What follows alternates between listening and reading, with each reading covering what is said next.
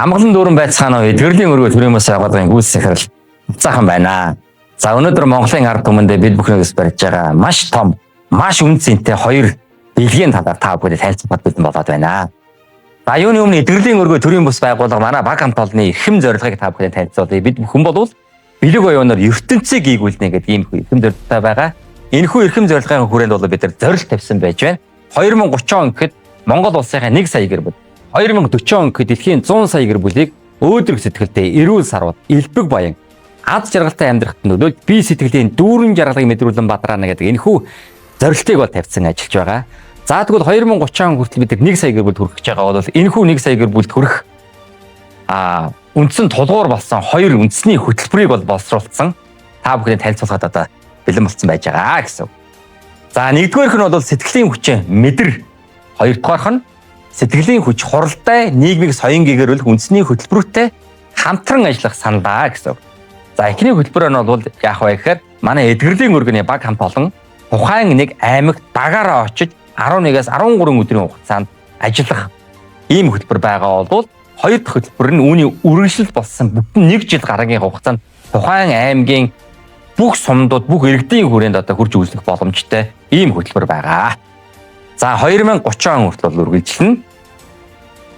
За орон нутгийн иргэдэд энэхүү хоёр хөтөлбөрүүд шаардлагатай байгаа, хэрэгцээ шаардлага байгаа үндслэл нь юу вэ гэхээр за орон нутгийн иргэдийг соён гэгэрүүлэх, сэтгэлийн амар амгалан олох сувг боломж бол хязгаарлагдвал байж идэг. За дотоод сэтгэлдээ хуваалцах, нээх орон зай, хаагдмал байдал, амьдралын буруу хэв маяг, архаг, ядаргаа, за сэтгэл зүйн үйлчлэгээний хомсдол, архиталт, гэр бүл салалт, чихээлэл гэх юм ийм сайнгүй зуршлууд бол одоо нэлээдгүй эдбэг байдаг. Ийм ихтэй шаардлага бол байгаа болвол манай үндсэн хоёр хөтөлбөр хэрэгжснээр микро түвшиндээ буюу иргэн өрх гэр бүлийн хүрээнд бол эдгээр одоо эерэг үр дүнүүд гарахад бол дэмжлэг болох гээд байгаа гэсэн үг. Макро түвшиндээ буюу орон нутаг аймгийн хэмжээнд эдгээр одоо эерэг үр дүнүүд гаргахад манай хоёр хөтөлбөр бол нэлээд их тулгуур хүчин нөлөө үзүүлэх боломжтой гэж бид үзэж байна. За эдгэрлийн өргөө төрийн бас байгууллагын талаар товч танилцуулахад за манай пэйж маань бол энэ байж байгаа. За эдгэрлийн өргөө төрийн бас байгууллагын хов хүний хөгжил ухамсарын сэтгэл ухамсарын болсон чиглэлээр дагнан ажилтаа коуч арга багшийн арга зүйгээр мэрэгсэн баг хамт олон чиглүүлэгч менторуудын санаачлахаар 2025 онд бол үүсгэн байгуулагдсан. За бид өөрсдийн амьдралын туршлага, туулал болон жаргал багшаас суралцсан зүрх сэтгэлийн боловсрал, даалд ухамсарын боловсрал, жамын боловсролын үрийг олон нийтэд илүү өргөн хүрээнд хүртээмжтэйгээр эерэг үр дүнтэйгээр түгэх чихүү зорилготой ийм баг хамт олон бол байж байна. За тэгвэл коуч жаргал багш гэж хэмбэ гэхээр за одоо коуч жаргал багшийг бол танихгүй хүн болоод одоо ховор болсон байхаа маш их одоо хүмүүс таньж мэддэг болсон. Яагаад вэ гэвэл одоо эдгээр хөтөлбөрөд хамрагдсан мянган хүмүүс өөрсдийнх нь сэтгэлийг засснаар бие эдгээсэн гэр бүл, ах トゥ хамаатан зада ханьж үр хөвгөд ажил амьдралын маш олон талбарт одоо эерэг үр дүн гаргасан бодит туршлага туулдуудыг одоо энэхүү пэйж YouTube суугуудаас та нар бүхэн маань ороод үзэх юм бол гэж байж байгаа. За ингээд үндсэн хоёр хөтөлбөрийн эхний хөтөлбөрийг танилцуулахад оръё. За сэтгэлийн хүчээ мэдэр тухайн аймаг орон нутгийн одоо иргэдийг үндсэндээ сэхэрүүлэх, идэвхжүүлэх зорилготой юм хөтөлбөр байж байгаа. За сэтгэлийн хүчээ мэдэр орон нутгийн иргэдийг сэрэх 11-ээс 13 өдрийн үн төлбөрөг хийгдэх бичсэн сургалтад дараах 4 үе шаттай бол явагдана. За нэгдүгээр үе шат нь бол аймгийн төв дээр бол 2 өдөр хийгдэр байж гин. За нийт иргэд болон хүүхдүүдэд зориулсан хөтөлбөр бас давхар явагдаж байгаа. За үүнтэй зэрэгцээд манай менторууд бол иргэдэд ганцаарчсан зөвлөгөө чиглүүлэг бол давхар өгөө. Ингээд явах 2 өдрийн арга хэмжээ байгаа бол энэ 2 өдрийн арга хэмжээ маань 2 дугаар үе шат болох 5 сумдаар бол бас адилхан ингээд явагдана. За нийтдээ ингээд 6 өдөр 5 сумаар тойрхоор ингээд харагдаж байна.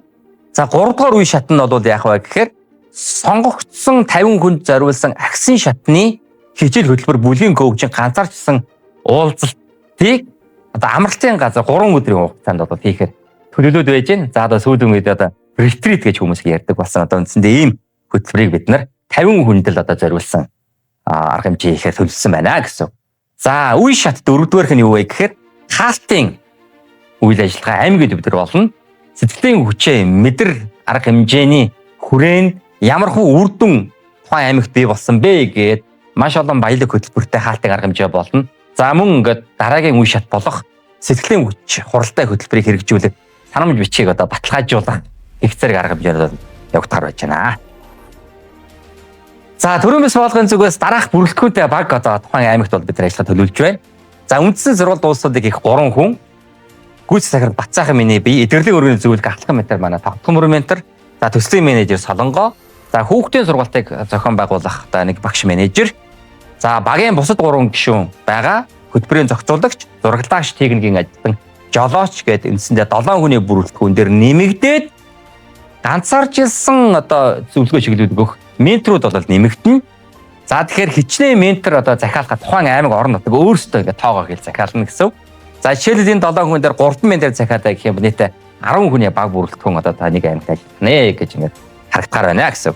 За сэтгэлийн хүчээр үндэсний хөтөлбөрийн хүрээнд дээрх өндөр түвшний баг танай аймагт бүтэн 11-аас 13 өдрийн турш цаг хугацаа сэтгэл зүрхээ зориулан ажиллахад бол одоо бэлэн байна бид бүхэн. За тэгвэл ингээд аймаг орон нутгуудад ингээд энэ хөтөлбөр анх удаа хэрэгжиж байгаа юм аа гэвэл үгүй ээ, өнгөрсөн хугацаанд бид аймагуудаараа ингээд явагдсан. Хөтөлбөрүүд 1-ээс 2 өдрийн хөтөлбөр явагдсан байж байгаа. Завхан Төв аймаг, Эрдэнэцэлэнг, Багнуураад ингээд явагдсан. За ингээд Товчхон ингээд 2025-ны 2 сард бол Завхан аймгийн 3 суманд явагдсан. За Төв аймагт явагдсан. За 26-ны 1 сард бол Сүхбаатар аймаг болон Багнуур дүүрэгт бол 1-ээс 2 өдрийн арга хэмжээ болсон байж байгаа. За 26-ны 2 сард бол Эрдэнэтэд бол 2 өдрийн арга хэмжээг манай багш маань одоо багаа ахлаад өөрөө ингээд очсон байж байгаа.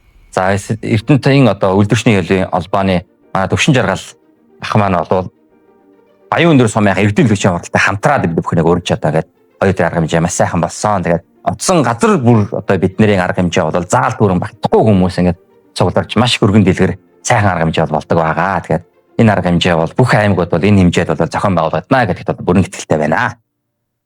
За 2 дугаар хөтөлбөр нь сэтгэлийн хүч хуралтай хөтөлбөр байна бол үргэлжлэл болсон бүтэн жилийн хугацаанд хөтөлбөр байж байгаа. За ингээд энэ хөтөлбөрийг ингээд багцлаад ярих юм бол яг явагдах сургалт хөтөлбөр нь эдгэрлийн дасгалжуулалт нэг хөтөлбөрийг танхимаар бол явуулах гэж байгаа гэсэн үг. За тэгээд аймгийн бүх одоо сумын иргэд оролцох боломжтой. Байршлын хувьд болохоор тухайн аймаг сум бүр өөрсдийнх нь одоо соёлын төвдөө ингээд цуглараад бүтэн сайн өдөр болгон буюу 50 нэм гарагт одоо үргэлжлэх юм хөтөлбөр байж байгаа. Одоо нэм гараг болгоны 11-аас 14 цагийн хооронд явагдана. За үн төлбөрийн хувьд бас үн төлбөргүй явагдах ийм хөтөлбөр байна гэсэн үг. За ингээ ерөнхий зураг харах юм бол яах вэ гэхээр одоо ингээд сум болгон соёлын төвдөө хүмүүс цугларчихсан. Манай Улаанбаатар хот дахь төв студиэс мэрэгжлийн багш бол энэ хичээлээ. Одоо нэгэн дор зэрэг ингээд удирдаад явуулахаар ингээд төлөвлөгдсөн байж байна.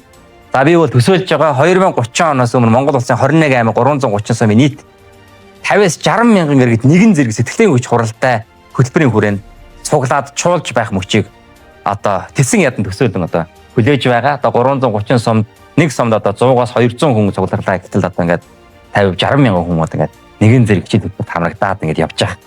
Одоо боломж харагдаад байгаа гэсэн.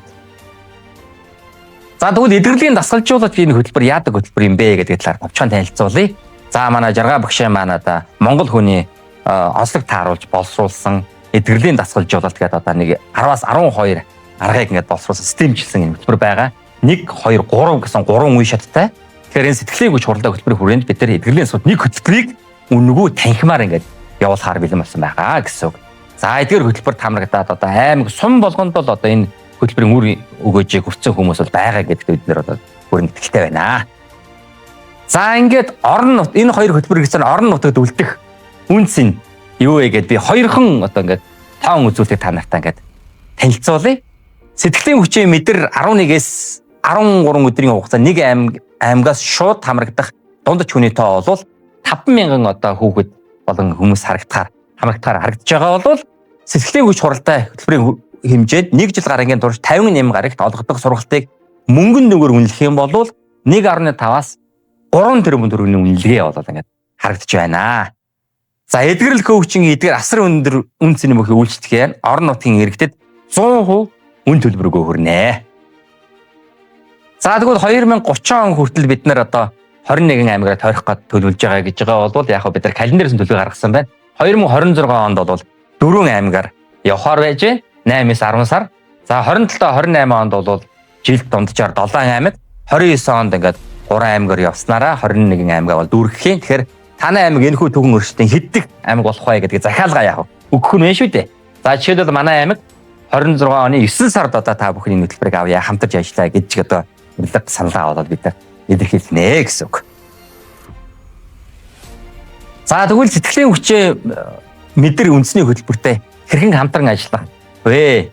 Боломж өгсөн нь юу вэ гэхээр дэмжих зохион байгуулагч хамтран ажил талын одоо үүрэг хариуцлага нь юу вэ гэхээр нэгдүгээрт бол нөгөө соёлын төв заал танхимаа бол бэлтгэнэ.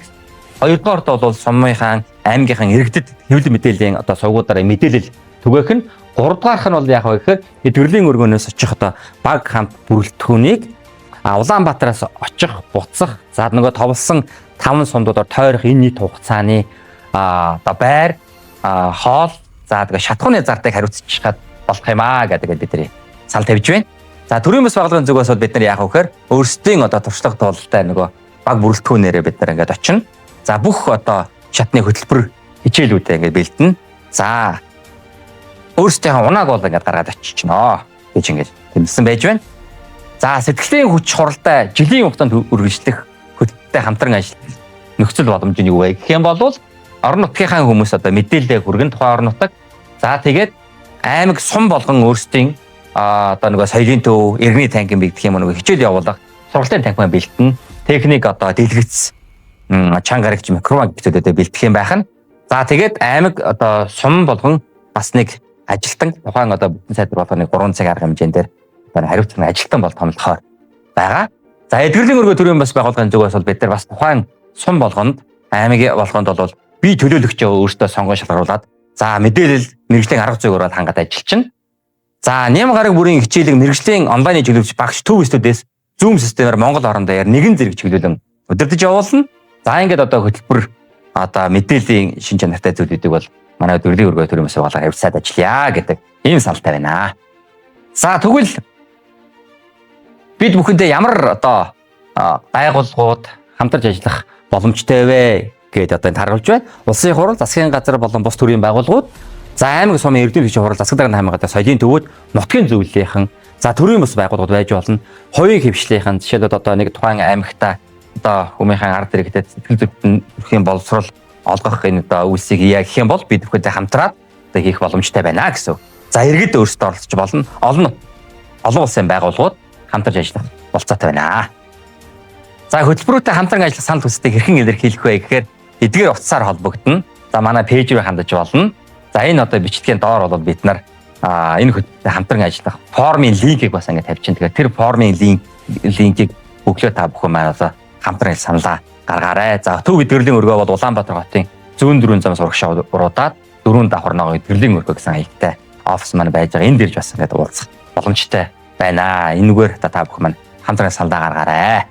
За ингээд сэтгэлийн хүчээ мэдэр, сэтгэлийн хүч хуралтай нийгмийг соён гээгэрүүлэх үндэсний хөтөлбөртэй хамтран ажиллахыг та бүхнээсээ урьж байна. За тэгээд Монгол төмөндөө өргөн барьж байгаа энэхүү буян дүүс улам сайхан дэлгэрэх болтугай гэсэн эрүүлэг тавья. Баярлалаа.